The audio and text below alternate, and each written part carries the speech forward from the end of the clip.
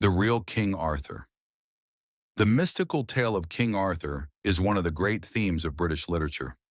But is there any truth behind the myth, and why has it become so influential throughout the centuries? The King Arthur that we know today is a collection of different legends, written by different authors at different times.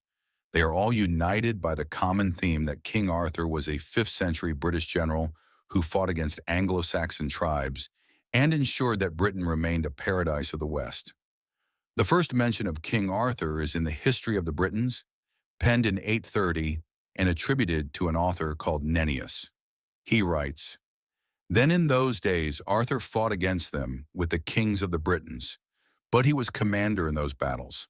A more elaborate tale of King Arthur came about in the 11th century when Geoffrey of Monmouth published his book, The History of the Kings of Britain. Arthur's entire life is outlined for the first time in this work, right from his birth at Tintagel to his death, and the legendary figures of Guinevere and Merlin are introduced. This book had a tremendous impact at the time. To this day, approximately 200 manuscripts remain in existence. Then, with the marriage of Henry II of England to Eleanor of Aquitaine, the stories of Arthur began to bloom in the courts of France, and the legend took on romantic and spiritual tones. It was within this context that the mysterious Holy Grail first appears in the work of French court writer Chrétien de Troyes. In his poem Perceval, or the Story of the Grail, 1181-90, it says, "A girl came in, fair and comely and beautifully adorned, and between her hands she held a grail. And when she carried the grail in, the hall was suffused by a light so brilliant that the candles lost their brightness as do the moon or the stars when the sun rises."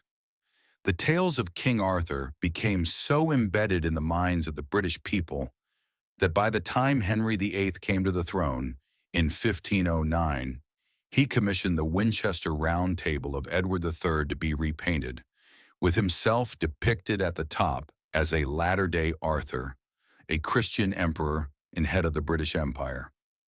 Another example of Arthur's influence came in 1834 when the Houses of Parliament were rebuilt after a disastrous fire. Arthurian themes from Thomas Malory's book, The Death of Arthur, 1486, were selected for the decoration of the Queen's robing room in the House of Lords.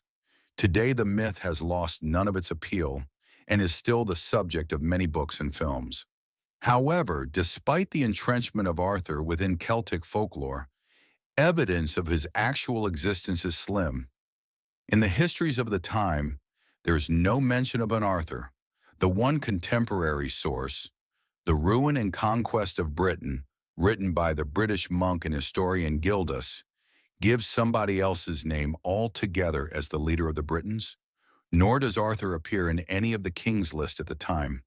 But Gildas does mention an unnamed leader and king of the Britons. Could this be Arthur?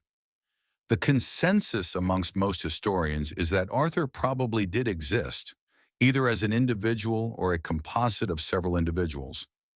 Since many of the Dark Age heroes were real men upon whom mythical talent and position were often thrust by storytellers, there is a strong possibility that Arthur was a Dark Age warrior of the Celts from which the rest of the mythological superstructure was formed.